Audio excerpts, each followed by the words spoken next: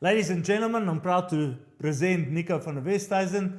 He is one of our new financial advisors here at Heptagon. Not a new financial advisor as in has never been in the industry. He's been in the industry. He just took a bit of a detour a few years ago, decided to go and sell a few pizzas. Now he doesn't like the Italians so much anymore. So now he's back in the industry and we're very happy to have Nico here. He's got some experience. He's a solid guy. And Nico, very nice to have you with us here at the Heptagon team. We're looking forward to doing. So we're chatting today and Nico has decided he wants to ask me a few questions. So I'm going to try and answer whatever he asks me, and hopefully it's stuff that you haven't heard from before. Let's run. All right, appreciate the time. Thanks, There Cornel. you go. Yeah, so tell us about Heptagon Capital. What are you about? What is the industry? Yes. So Heptagon Capital is an Old Mutual franchise. So we are directly linked to Old Mutual, and all our advisors are through Old Mutual accredited to sell Old Mutual business. So Heptagon Capital is our direct franchise business. And then we've got Heptagon Health, which is a brokerage, which is an independent brokerage, where the advisors that sits in that space can basically deal with all of the different companies of South Africa.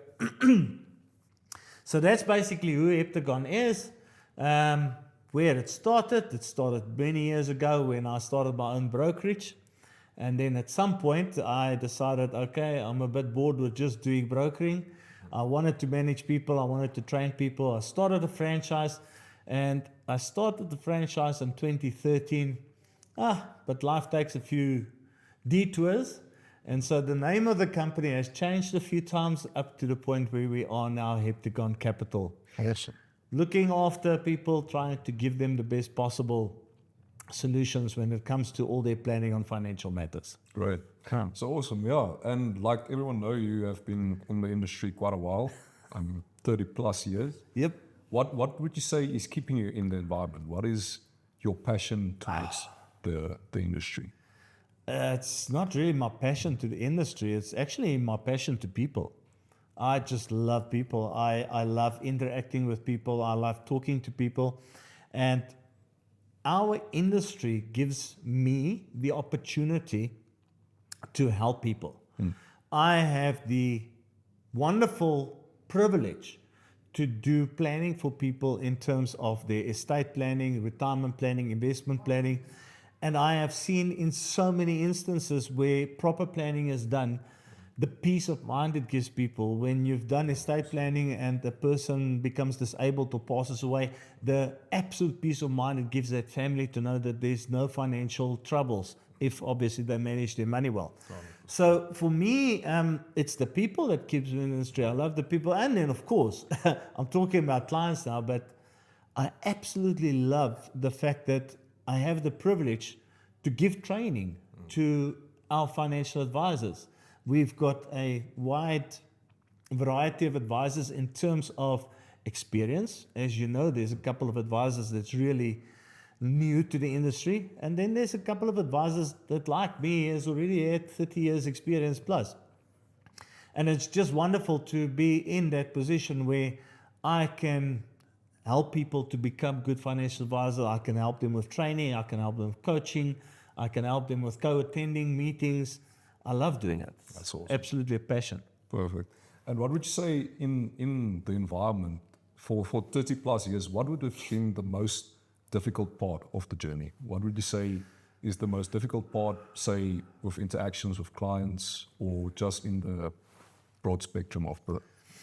I think the most difficult part for me was right at the start. I think it was the false expectations that I had as a financial advisor. When I decided to become a financial advisor, now I was with Old Mutual for 5.5 years where I was a broker consultant.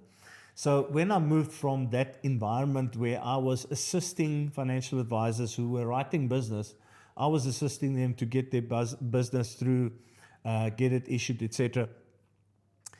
I had a completely misperception of what being a financial advisor is.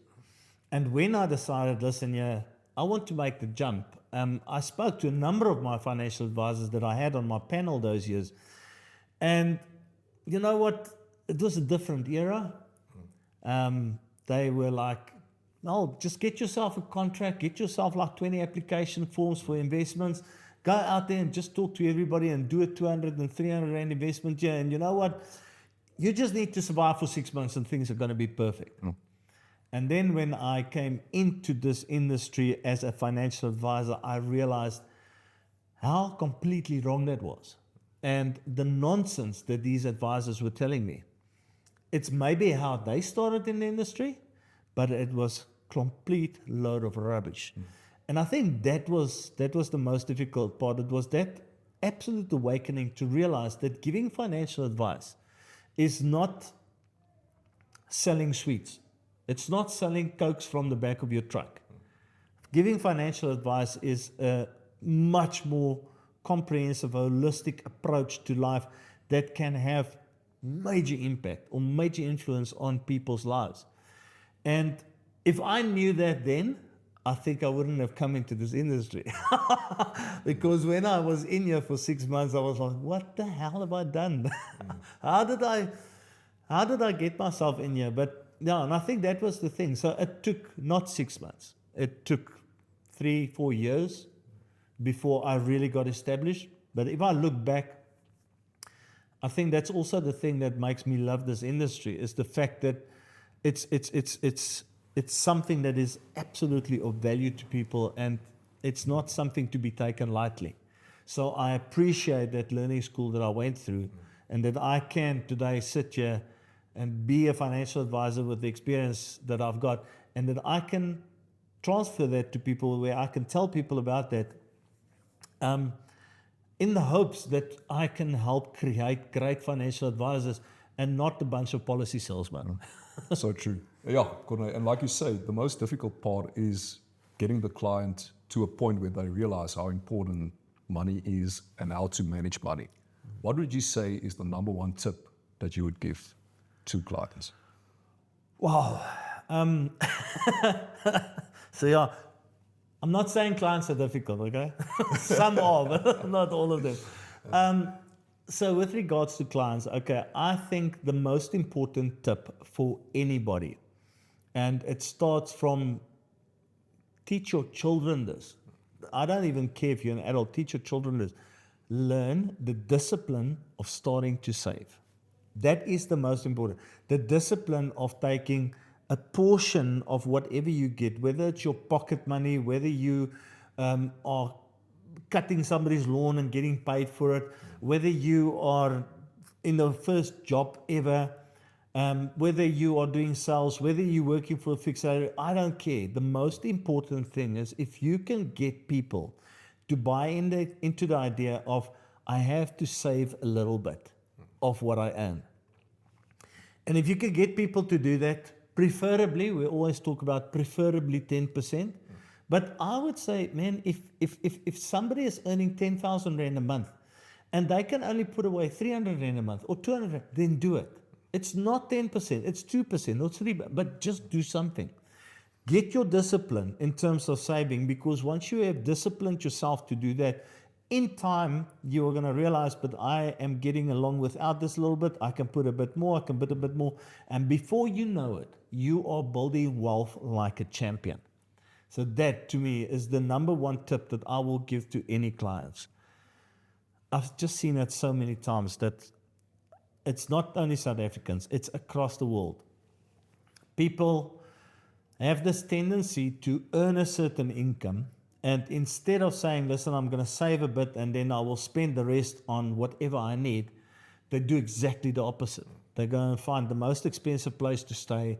They find the most expensive vehicle that they can drive. They buy groceries. They go out for lunches, suppers, parties, whatever the case might be. And in the last 5-10 days of the month, they've got no money left. They haven't even saved. And then they wake up. We all wake up. I was the same. You wake up when you are in your late 20s or even 30s, and then you go like, oh shucks, I'm only now realizing that I have literally spent more than what I've earned, and I've got nothing to show for it. So save, save, save. Even if it's a little bit, even if you start with a simple bag savings account for kids, even if they put it into their little piggy bank, I don't care. But that's it. That's the number one tip. Start saving, discipline yourself, learn that discipline of regular saving, and you're going to be great. So Corneille, in regards to Heptagon Capital, what would you say makes this financial service provider different from the rest? Nico, this is going to sound so absolutely cliched, but this is my honest opinion. We are a family here. I talk about the Heptagon family. I know that a number of other businesses talk about them being a family, but I really feel that this is a family. You know, our PAs that work for us, Ricky has been with me for 24, 25 years. Ilana has been with us for, I think, 15 years. Rian has been with me from the day that I opened the franchise. Niels has been with me for 10 of those 13 years. And the nice thing about it is we operate like a family. We help each other out. We assist each other where we can. When we go out and we have a bit of a care, we enjoy ourselves and we chat and we care about each other. We really care about each other. I think you've seen it on our WhatsApp group that if somebody is sick or whatever, everybody sends a little message to say, how are you doing? Listen, can I help you out? Can I do something? It's really close knit. So yeah, like I said, it might sound cliche, but that's it. And I think the other thing that makes us absolutely unique is the fact that we keep on promoting, not only myself, we as a total of people keep on promoting that whatever we do in here has to have the client as the number one priority. 100%. It's very easy when you're in any type of business, but especially when you're in the financial services business, to forget about the client because you need to make money, you need to do commission, you need to have a sale, you need to earn some money yourself, and then to forget the client and actually write business for your own pocket. And I think we've proven it here internally that we have taught the people that, listen here, the money will come. The commission and the fees that you will earn will come. But just do it the right way, do it the right, in the right manner, so to speak. And I think that is something that makes us unique. It's not just making money and making profit. It is really caring about other human beings. So Corneille, in terme van die firma, daar's oor 200 jaar se ondervinding in hierdie firma. Ja. Wat sou jy sê is julle pilare wat hierdie firma opgebou is om hierdie manne met soveel ondervinding in die firma te hou? Ek dink dit kom weer terug na basies wat ons net nou oor gepraat het, oor dat ons noem ons self die Heptagon family. Is die verhouding wat ons het intern is 'n close-knit verhouding. Dit is Rian en ek, Niels en ek, Leslie, ek kan al die ouens se name noem. Nie een van ons is hoor hierso, Corneille is die baas en ek werk vir hom nie. Ons werk as 'n span saam en ons bou 'n verhouding van wederwysige respek. Ek het nog nooit nie en ek sal ook nooit in my lewe dit duld as enige iemand in my maatskappy hulle self wil verhewe hou bo iemand anders te nie. Ek is jammer, as jy so wil wees, dan is jy nie deel van ons span nie, moet jy maar liewer te loop. So ek dink dit is een van die sterkste punte van ons, is die feit dat ons is nie baas in klas nie. Ons is nie jy's belangriker as jy, want jy's 'n adviseur en jy's 'n admin persoon, wat ook al die geval mag wees nie. Elke persoon hierso is ewe belangrik en behandel mekaar met respek. En as iemand nie 'n ander persoon met respek behandel nie, dan is jy nie meer deel van ons span nie, jy is nie meer deel van ons familie nie. So ek dink dit is een van die groot dinge wat belangrik is. Ek dink hierso is al baie keer situasies gewees waar mense ongelukkig geraak het, want jy raak ongelukkig met omstandighede, met sisteme wat nie werk nie, al die tipe van dinge. Dit kom tot die punt wat julle met mekaar begin aggro raak, mekaar wil te lyf gaan, wil ek amper sê, maar op die ou einde van die dag, wanneer alles gekalmeer het en alles terug dan is dit hoor hierso, wederzijdse respek, ek en jy, dit is nie 'n kwessie van hoor hierso, dis omdat die baas gepraat het dat ek nou so maak nie. En ek dink dit is een van die baie baie belangrike goeie. Ons kyk hoe kan ons mekaar akkommodeer op regverdige manier met mekaar werk. En in liefde, absoluut in liefde met mekaar gesels. So met julle jare se ondervinding in die industrie, vind julle dit nog steeds moeilik om kliënte te adviseer? Altyd. Altyd. Jessie, Nico, ek sê vir jou, nie elke kliënt is moeilik nie. Okay, maar daar is definitief kliënte daar buite dat wanneer jy met hulle begin praat, wanneer jy met 'n ou begin gesels. En ons praat oor 'n belegging vir argumentsonthaalwe en jy praat oor hoekom jy dink hy moet 'n uitkeerpolis hê van 'n belasting aspek af of van 'n portefeulje. En daai ou begin vir jou te vertel oor hoekom 'n effekte trust beter gaan wees en hy het by sy buddy gehoor van die ding en hy het by sy buddy gehoor van daai ding, dan raak dit challenging. Dan raak dit baie challenging om 'n kliënt te adviseer, want dan is dit 'n kwessie van hoekom het jy met my kom praat as jy dan beter weet as wat ek weet. En dit raak dan moeilik om 'n kliënt te adviseer. Baie gevalle waar ek al opgestaan het en weggeloop het, maar dan sien ek dat die persoon praat heel waarskynlik uit onkunde uit, maar hulle wil nie onkundig voorkom nie, so dis hoekom hulle, ek wil sê hulle self wil adviseer, maar dan sien jy tog, hoor jy so waar die behoefte is en waar hierdie persoon hulle self te na gaan kom, as hulle eie kop volg, as ek dit so kan sê. En so ja, dit raak partykeer baie moeilik. Daar was al gevalle en daar sal altyd gevalle wees waar kliënte gesê het, hoor jy, ek wil nie verder met jou deel nie, of 'n adviseur vir 'n kliënt gesê het, jammer, ek kan nie met jou deel nie.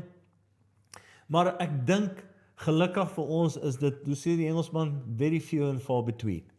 Maar ja, dit kan challenging raak om sekere kliënte te adviseer. Ja. Maar ek dink dit is in elke, every walk of life, het jy dit. Ek dink nie dit is uniek in ons industrie nie. Maar ek dink ook dit is deel van wat dit so lekker maak. Ek meen, as elke persoon wat by ons kantoor kom aanklop het, net gesê het ja en amen, dan het dit ook maar 'n bietjie vervelig geraak om advies te gee. So Cornoy, what has been your proudest moment at Heptagon Capital? Wow, my proudest moment. I think it's a bunch of small proud moments, if I could put it that way. And for me, it is that we started out 2 years ago after another reshuffle and whatever the case might be, with basically 6 advisors. We were basically 6 guys that broke away from the previous franchise that we were part of. And today, here we sit and we are 20 advisors strong. So it's a bunch of small wins. I believe that in our industry, just taking from what I've seen over the years, it's not easy to get new advisors into a company. It's not easy to recruit. And if I look at 14 advisors joining us, basically in a matter of 24 months, I think that makes me very proud because it tells me we're doing something right. We're definitely busy doing something right.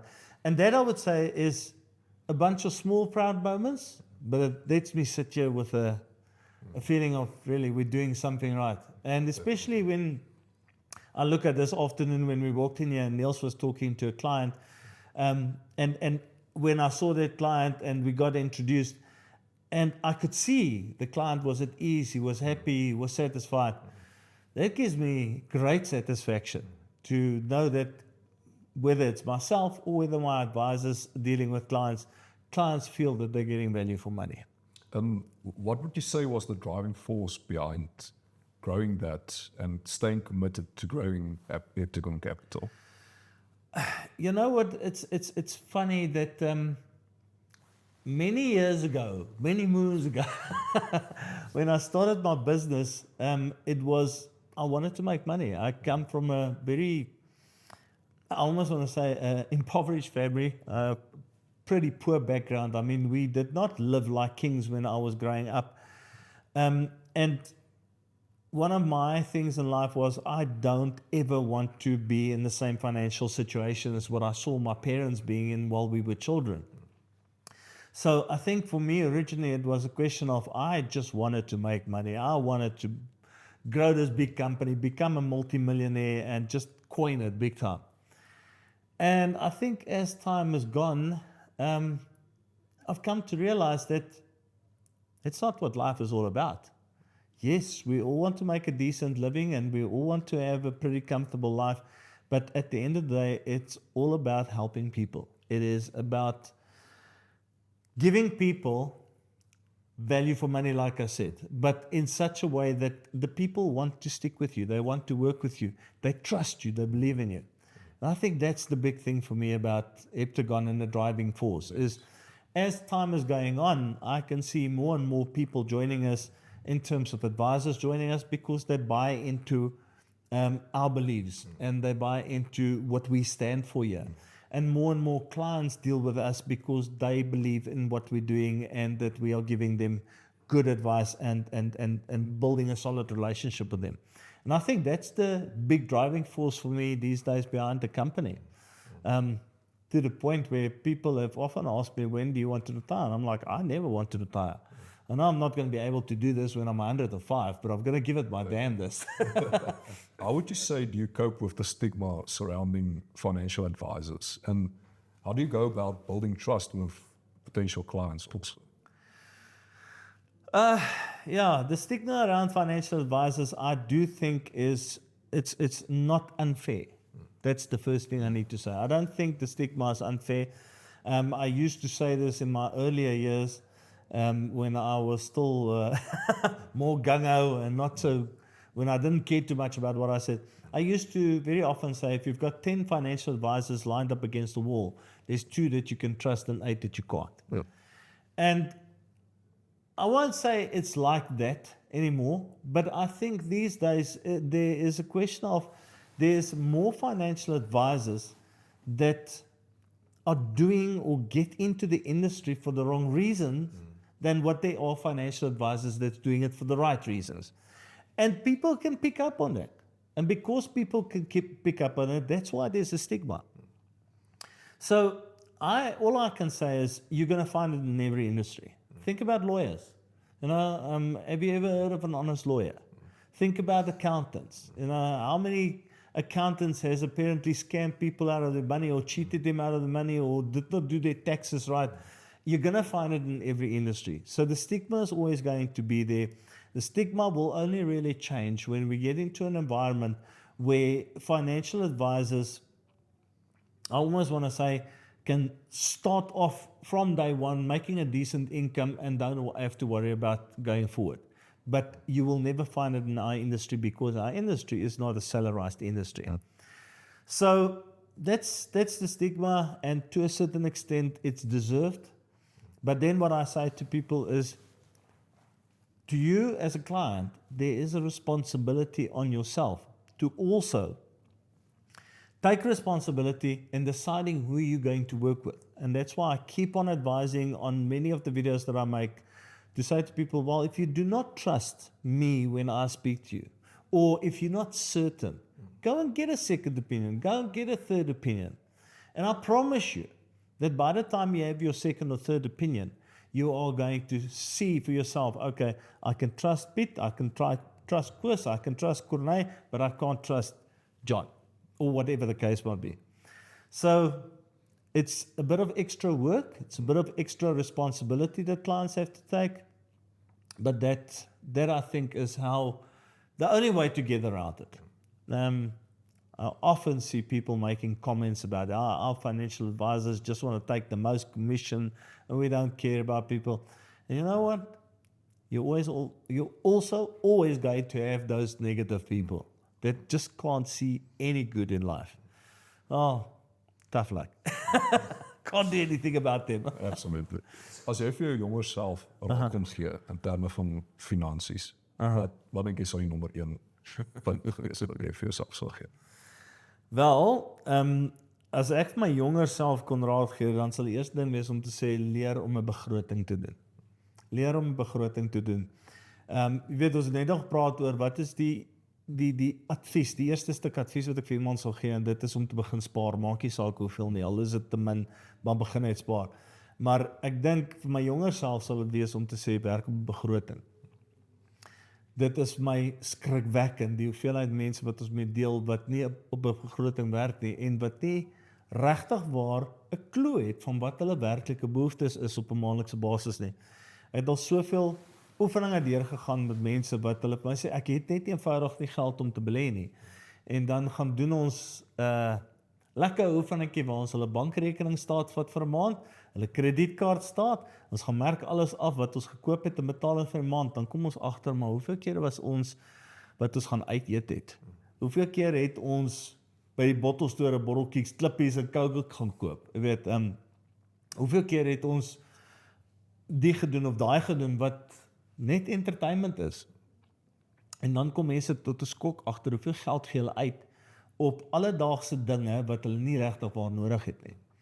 So vir my is 'n begroting, ek dink een van die kardinale goed, as jy leer hoe om 'n begroting te doen, jy verstaan hoe om 'n begroting te doen, dan kom daai belegging gedeelte, die spaargedeeltes outomaties, en as jy die goeders kan doen met dissipline, dan sal jy, waar ander mense op die ouderdom van 40 wakker skrik, en besef ek moet iets doen vir my aftrede, dan sal jy op die ouderdom van 40 al klaar begin op die punt kom wat jou huis afbetaal is, jou kar afbetaal is, jy soveel in die bank het, dat jy kan begin dink, waar gaan ek volgende vakansie hou?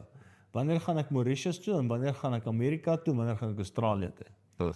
Dis 'n baie groot ding wat mense nie, ek wil sê, in ag neem nie, of nie sien is belangrik nie, en dis van kardinale belang. En ek het self in my lewe ook al heelwat mense op aftrede of na aftrede gekry wat nie voorsorg gedoen het vir aftrede nie. Hoe benader jy so 'n persoon om hom gemaklik te stel om net 'n beter alternatief te gee, al is dit nou 'n moeilike situasie?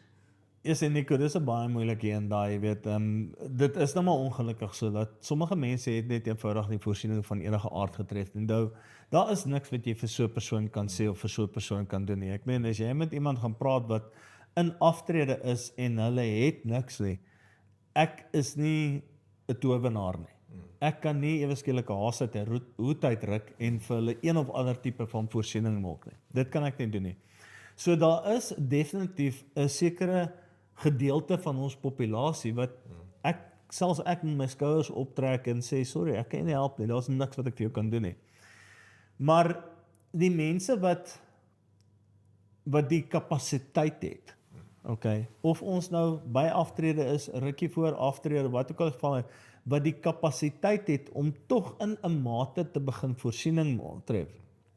Vir daai mense sê ek net een ding, daar's altyd 'n plan om te maak. Solank as wat jy 'n bietjie kapasiteit het, daar's altyd 'n plan om te maak. Of dit nou 'n nuwe belegging gaan wees, of dit 'n new business venture is, wat jy gaan begin met een van jou hobbies, daar is altyd 'n plan om te maak. Jy moet net as individu moet bereid wees om te luister na 'n bietjie advies, nommer 1, en nommer 2, jy moet bereid wees om te verander. Ons praat baie keer hierso, want ons doen dit gereeld, ons praat baie keer van doelwitte stel, jou eie waardes neerlê, die dissipline wat jy moet toepas. Ek meen, ons doen dit op 'n weeklikse basis hierso, wat ons daai program van ons hardloop, wat ons probeer om almal die beste weergawe van onsself te maak. En die grootste probleem is altyd, wanneer mense luister na goed wat bewys het, dat dit jou 'n beter mens kan maak, 'n gelukkiger mens kan maak, 'n ryker mens kan maak, maar jy weier om dit te probeer doen. En dit is my een van die groot dinge is, ek kan enige iemand probeer help, maar as jy nie jouself wil help nie, verlore saak. So op daai punt, wat sou jy sê is 'n ideale ouderdom om voorsorg te begin maak vir jou aftrede? 5 jaar oud. As maar net kon. Kyk jy die ou statistieke wat ons het, die ou thumbsak wat ons het, wat sê, jy moet vir 35 tot 40 jaar, moet jy 15% van jou inkomste bydra, om 'n gemaklike aftrede voorsien. Daai stukkie statistiek staan nog altyd. Dit is nog steeds waar vir 80 tot 90% van mense. So ek sal sê, as jy van plan is om op die ouderdom van 60 of 65 op pensioen te gaan, dan moet jy begin kyk hierso al in jou vroeë 20's. Jy moet al kyk van die ouderdom van 25 af om voorsiening te maak. Hoe vroeër jy kan begin, hoe beter. Hoe langer jy gaan aanhou, hoe beter. En ons sit in 'n situasie deesdae dat ek sê vir mense, as jy op 25 begin en op 65 aftree, gaan jy definitief nie 'n probleem hê nie. Maar statistieke dui aan dat ons gaan ouer en ouer en ouer begin word en daai statistiek van 35 tot 40 jaar 15% bydra. Ek dink dit gaan nie meer baie lank wees nie. Dan gaan dit vir mense moet sê, okay, nog steeds 15% bydra, maar nou gaan dit vir 40 tot 45 jaar wees. Of jy kan nog steeds 35 tot 40 jaar bydra, maar nou moet jy begin kyk na 20% bydra. Want ons gaan langer leef en jy gaan meer inkomste en kapitaal nodig hê in lang tyd. So op hierdie stadium, ek dink die ou statistieke staan nog steeds soos 'n paal bo water, 25 at least begin. Maar ja, ek dink met tyd gaan ons moet of vroeër begin, of later op 'n werk, of 'n bietjie meer moet wegsit. So Corné, if you had to start from zero, how would you go about it? Oh, okay, so if I have to start from zero today, if I follow the principles that we have been speaking about, then the first thing I would do is the budget thing. Whether you've got something, whether you've got nothing, I mean, really, you just need to take a piece of pen and paper every month and go and write down your income and your expenses and ensure that your income is more than your expenses. That's number one. And number two is to start putting away that little bit. We always talk about you have to pay yourself first. So one of the most important things on your budget is to say, listen, I earn 1,000 Rand per month and I'm going to put away 5% of this, so that's $50 that I'm going to save. That is the first expense on my budget. This is non-negotiable. That 50 Rand I'm going to save every month. And then you do your budget. And that is the starting point. For me, that is the be-all and end-all with regards to starting. I started the budget so that I can discipline myself to do that on a monthly basis and I can know what is happening to my money, because that's what a budget is. A budget is where you tell your money what to do. Where people that don't have a budget, their money tells them what to do. So that's the first thing, the budget. And then secondly, that portion that you are committing yourself to putting away, that portion goes onto your budget, that you budget for it and that you actually start putting it away. That is the starting point for me with regards to any type of financial advice. That's fantastic. There we go. Thanks, Corné. Thanks for sharing your knowledge, your wealth of knowledge, and your years of experience in the industry. We appreciate it. And to you guys, thanks for watching. My contact details will be down below. Awesome. Thanks. Thanks, Nico. Thanks, Corné. Cheers, Appreciate mate. it. Keep on.